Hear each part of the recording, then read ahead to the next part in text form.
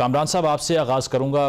जो इस्लामाबाद MOU हुआ था और स्विट्ज़रलैंड के अंदर मुज़ाकरात हुए थे, उसके कुछ ही अरसे के बाद इतना बड़ा एंटी क्लाइमेक्स हो चुका है कि दोबारा से जो US प्रेजेंस है ख़ित्ते में, उसको ईरान टारगेट कर रहा है। अमेरिका की तरफ से नेवल ब्लॉकेड अनाउंस कर दिया गया है और डोनाल्ड ट्रंप ये कह रहे हैं कि भरपूर हमले हम करेंगे। तो एक तो ये बताइए कि इतना स्विफ्टली ये चीज़ें रिवर्स कैसे हो गई, और सेकेंडली क्या आपको ये लग रहा है कि अब फुल स्केल वॉर की तरफ चीज़ें जा रही हैं, या सिर्फ़ और सिर्फ लेवरेज बढ़ाने के लिए और मज़ीद कंसेशंस लेने के लिए दोनों साइड्स अग्रेसिव पोस्चर ले रही हैं? देखें, सबसे पहले तो डेफिनेटली ये एक बहुत बड़ा सेटबैक है उन ममालिक के लिए, या पूरे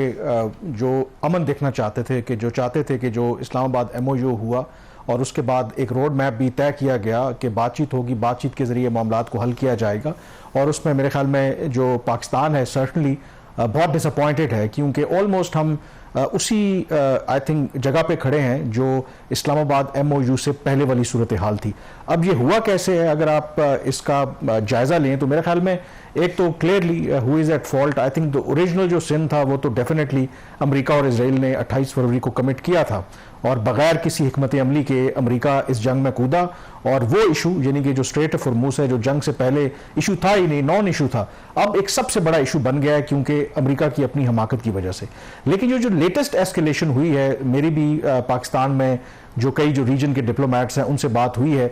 उनका ये ख्याल है कि यहाँ पर शायद ईरान ने थोड़ी सी मिस कैलकुलेशन की है, क्योंकि ये जो लेटेस्ट ट्रिगर हुआ है ये तब हुआ कि जब कुछ जो शिप्स थे वो बगैर ईरान की इजाज़त के स्ट्रेट ऑफ हॉर्मुज़ से गुजरने की कोशिश कर रहे थे, या वो रूट इस्तेमाल नहीं कर रहे थे जो ईरान कहता है कि हमने आइडेंटिफाई किया है। उसमें कतर के एक शिप को भी टारगेट किया गया था। तो मेरी यहाँ पर कुछ डिप्लोमेट से बात हो रही थी, तो वो यही कह रहे थे कि वो भी in the middle of Iran के जो साबका सुप्रीम लीडर आयतुल्लाह अली खamenei, जब उनकी नमाज जनाजा हो रही थी, तो ईरान उस सिचुएशन को बेहतर तौर पर हैंडल कर सकता था। उन्हें शायद इस तरीके से अटैक नहीं करना चाहिए था शिप्स के ऊपर, और अगर 2-4 शिप्स गुजर भी जाते उनकी इजाजत के बगैर तो उससे कोई फर्क तो ना पड़ता, क्योंकि जहां तक स्ट्रेट ऑफ हॉर्मुज़ है उसको अमेरिका उठा के तो नहीं ले जाएगा। वो स्ट्रेट ऑफ हॉर्मुज़ तो अपनी जगह पर बाकी है। कामरान, मैं ये पूछना चाह रहा हूँ कि क्या इस अग्रेसिव रिएक्शन जिसकी आप बात कर रहे हैं, ये वजह हो सकती है कि ईरान इस चीज़ को लेकर नर्वस है कि हॉर्मुज़ का कोई अल्टरनेटिव, कोई मुतबादिल ना निकल आए, कोई और सी रूट ना हो जाए, या फिर यहाँ पर अगर हम थोड़ा लीनियंट होते हैं तो हमारा बहुत बड़ा एक बारगेनिंग चिप जो है वो लूज़ हो जाएगा, क्योंकि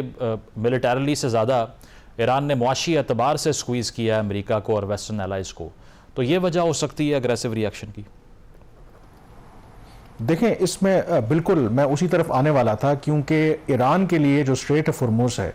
वो मेरे ख्याल में न्यूक्लियर से भी बड़ा ऑप्शन है, और वहाँ पर अब ये कंसेंसस है या जो हार्ड लाइनर्स हैं कि अगर हमने अमेरिका के साथ मुज़ाकरात के ज़रिए भी कंसेशन लेनी है तो उसका जो सबसे बेहतरीन हमारे पास लेवरेज है वो स्ट्रेट ऑफ हॉर्मुज़ है, और स्ट्रेट ऑफ हॉर्मुज़ पे हमारा कंट्रोल रहेगा। सिर्फ उसी सूरत में हम अमेरिका से बेहतर तौर पर कंसेशंस ले सकेंगे। लेकिन यहाँ पर जो इशू है, जो मैं कहना चाह रहा हूँ कि कम से कम 60 डे के लिए ईरान ने भी ये एग्री किया था कि 60 दिनों के लिए तो स्ट्रेट ऑफ हॉर्मुज़ जो है वो ओपन है, कोई टोल भी वो चार्ज नहीं करेंगे, और उसके बाद फिर एक नया मैकेनिज्म तय किया जाएगा ओमान के साथ मिलकर के। तो यहाँ पर अंडरस्टैंडिंग ये है कि एक तो तशरीह का इशू है, इंटरप्रिटेशन का, ईरान की अपनी इंटरप्रिटेशन है, अमेरिका की अपनी इंटरप्रिटेशन है। अमेरिका की इंटरप्रिटेशन ये है कि जब 60 दिनों के लिए ये री ओपन हुआ तो दिस मीन्स के वो कोई भी रूट आप यूज कर सकते हैं, उसमें आपको ईरान से कोऑर्डिनेट करने की भी जरूरत नहीं है। सवाल यहाँ पर यह है कि क्या ईरान को इस मौके के ऊपर जो ताकत का इस्तेमाल किए बगैर भी अपनी जो लेवरेज है वो एक्सरसाइज कर सकते थे। ये भी पॉसिबल था कि क्योंकि एक MOU हो चुका था, हॉटलाइन भी एस्टैब्लिश हो गई थी, अगर कोई इश्यूज थे भी तो थ्रू मीडिएटर्स या अमेरिका के साथ बराह रास्त उनको डिस्कस किया जा सकता था। अब हुआ क्या है कि इस एस्केलेशन के नतीजे में जो आपका सवाल था कि क्या ऑल आउट वॉर की तरफ जाएंगे, कुछ भी हो सकता है, क्योंकि अब सिचुएशन ये हो रही है कि उसमें जो इंपॉर्टेंट है ईरान के पर्सपेक्टिव से अगर आप देखें तो वंस अगेन आई थिंक जो इजराइल है वो अमेरिका करीब आ सकते हैं। नेतन्याहू कह सकता है कि देखें आप ईरान के ऊपर एतबार कर रहे थे, फिर ईरान और जो गल्फ कंट्रीज हैं, गल्फ कंट्रीज ने, सऊदी अरब हो, कतर हो, ओमान हो, उन्होंने एक प्रेगमेटिक अप्रोच ली थी despite being attacked by Iran, लेकिन अब वो भी शायद रीथिंक कर सकते हैं। तो मेरे ख्याल में काफी एक डेलिकेट बैलेंस है। बेशक स्ट्रेट ऑफ हॉर्मुज़ बहुत बड़ी लेवरेज है, लेकिन उस लेवरेज को अगर आप ओवर प्ले करेंगे तो that could also backfire. Exactly, उसका नुकसान भी उतना ही, क्योंकि हाई रिस्क गेम है। इसीलिए कामरान साहब, डोनाल्ड ट्रंप ने यह भी कहा कि 90% चांसेस इस बात के हैं कि जो मुश्तबा खामेनेई है, ही इज़ नॉट अलाइव, और वो इस बारे में उनके पास एविडेंस भी हैं। लेकिन एक तरफ हम ये देखते हैं कि जो उनका बयान कोट हो रहा था आज से चंद रोज़ पहले, जिसमें वो कह रहे थे कि हम हर सूरत जो है वो बदला लेंगे तमाम शोहदा का जो अमेरिका ने यहाँ पर बमबारी करके बनाए हैं। तो आपको क्या लगता है कि लीडरशिप का जो चेंज हुआ है ख़ामेनाई साहब की असैसिनेशन के बाद, इससे कुछ फॉरेन पॉलिसी अप्रोच ईरान की बदली है? क्योंकि हम देखते यही हैं, जिस तरह से आपने ख़ुद ये कहा कि अगर एक ट्रेडिंग शिप जा भी रहा था तो उसकी कंडमनेशन या उस पर एहतजाज करना या उस पर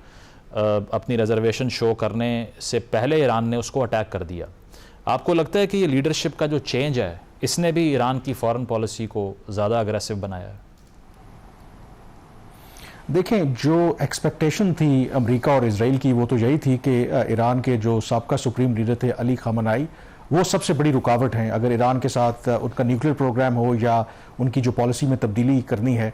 लेकिन अभी तक तो बज़ाहिर यही लग रहा है कि ईरान के जो मौक़िफ़ है उसमें कोई तब्दीली नहीं आई। और इनफैक्ट जो हमने देखा नमाज जनाजा जो आयतुल्लाह अली ख़ामेनाई का, और जिस तरीके से वहाँ पर लोगों ने लाखों की तादाद में शिरकत की, तो उससे यकीनी तौर पर वहाँ पर जिसे वो गार्डियंस ऑफ द रेवोल्यूशन कहते हैं, वो जो एलिमेंट्स हैं विद इन ईरान वो ज़्यादा मेरे ख्याल में एम्बोल्डन हुए हैं। और जो ईरान के मौजूदा सुप्रीम लीडर है मुश्तबा ख़ामेनाई, उनका जो बयान है, रिटन स्टेटमेंट है, उसमें अगेन जो बदला लेने की बात कर रहे हैं वो बेसिकली उन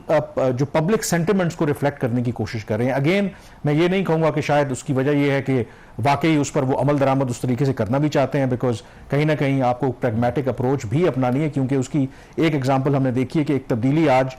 जो उनकी एक नेशनल सिक्योरिटी की पार्लियामेंट्री कमेटी है, उनके एक स्पोक्स पर्सन जो बड़े आउटस्पोकन थे, बड़ा खुलकर तनकीद करते थे, उनको आज रिमूव किया गया है। कुछ लोगों का ये ख्याल है कि इससे भी ये भी रिफ्लेक्ट होता है कि कहीं ना कहीं जो ईरान है या मौजूदा उनकी क़यादत है वो एक डिप्लोमेटिक विंडो को क्लोज नहीं करना चाहती। लेकिन ओवरऑल डेफिनेटली अभी तक के जो साइंस हैं उससे तो बज़ाहिर यही नज़र आ रहा है कि ईरान की जो पिछले 47 ईयर से जो उनकी पॉलिसी रही है उसमें आपको अभी कोई तब्दीली नज़र नहीं आती। लेकिन असल टेस्ट तब होगा मेरे ख्याल में जब बातचीत के लिए मामलात आगे बढ़ेंगे, क्योंकि ये भी एक अभी पॉइंट तय होना बाकी है कि क्या ये जो शिप्स के ऊपर हमले किए गए थे, क्या ये ऑथराइज किया गया था फ्रॉम द टॉप, या जो हार्ड कोर एलिमेंट हैं जो चाहते हैं कि ये जो कॉन्फ्लिक्ट है वो जारी रहे, उनका ख्याल है कि क्योंकि हमने अमेरिका और इजराइल का दबाव अगर बर्दाश्त कर लिया है और अमेरिका के पास और इजराइल के पास कोई ऑप्शन नहीं है, तो हमें अमेरिका के साथ बातचीत नहीं करनी चाहिए, हमें अमेरिका को किसी भी तरह की कंसेशन नहीं देनी चाहिए। तो वो जो एलिमेंट है वो शायद अपने आप को असर्ट करवाने की कोशिश कर रहे हैं।